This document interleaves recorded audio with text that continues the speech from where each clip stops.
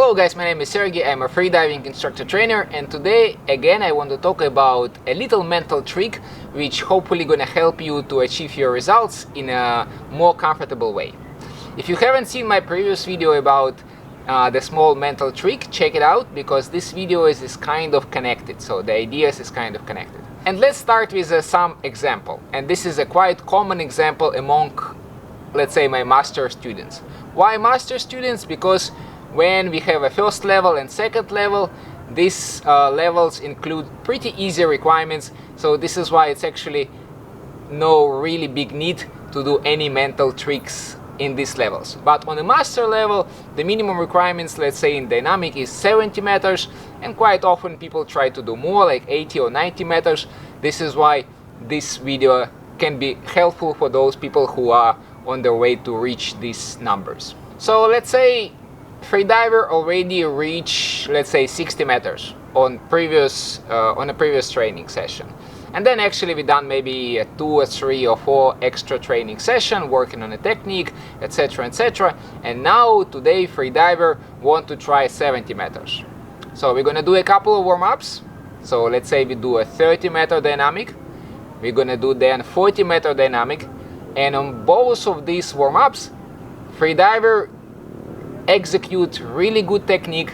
So nice kicking, nice beginning of the dive, nice turning, looks nice and relaxed, a lot of gliding, kicking symmetrical, so everything looks nice for this level, of course. And on attempt number 3, freediver want to try 70. So he do relaxation breathing and then he start the dive, and right from the beginning I can see, because I'm doing safety, I can see the technique is not that good as it used to be on the previous attempts.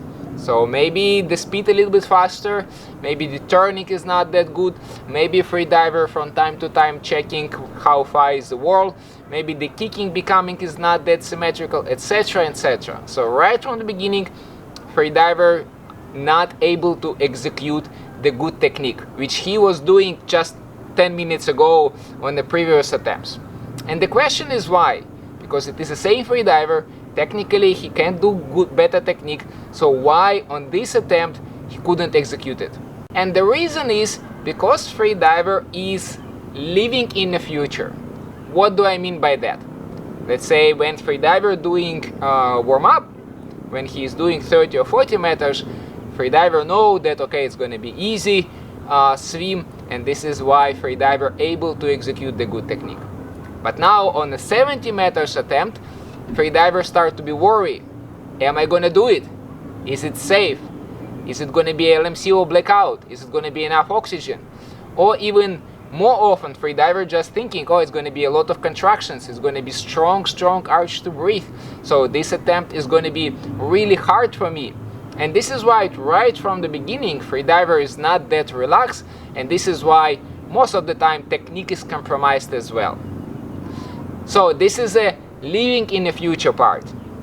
So freediver is not able to be in the present moment, he's kind of thinking about what is going to be outcome of this attempt. So like right from the beginning he's thinking what is going to be at the end. Another example, it is when freediver living in the past. Let's say again freediver done one time 60 meters and it was relatively hard attempt. So it was some kind of arch to breathe, there is a contractions, it was hard, and now a few sessions later freediver want to try to do it again, and he thinking, oh, now it's going to be again hard attempt, now it's going to be again arch to breathe, it's going to be again contractions, and instead of like completely relax and let it go, freediver is thinking about the attempt what was done, let's say, last week. Another example of living in the past, it is, let's say freediver start his attempt and his beginning was not really nicely executed.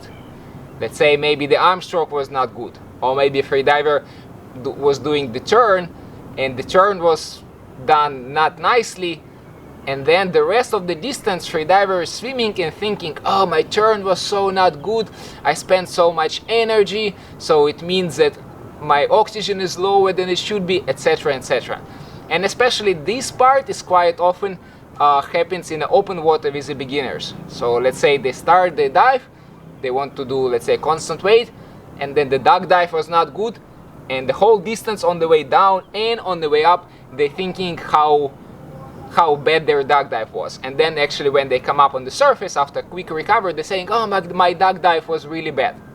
So again, the whole time when they was doing dynamic or depths, they were thinking about what happens 20 seconds ago when they was just starting the dive. And this is another example of living in the past.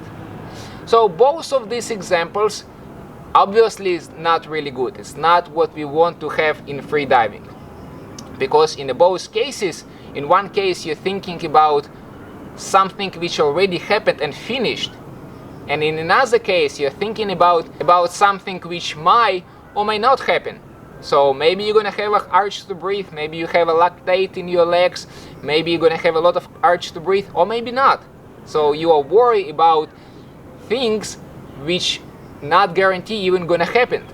So both of this is not good.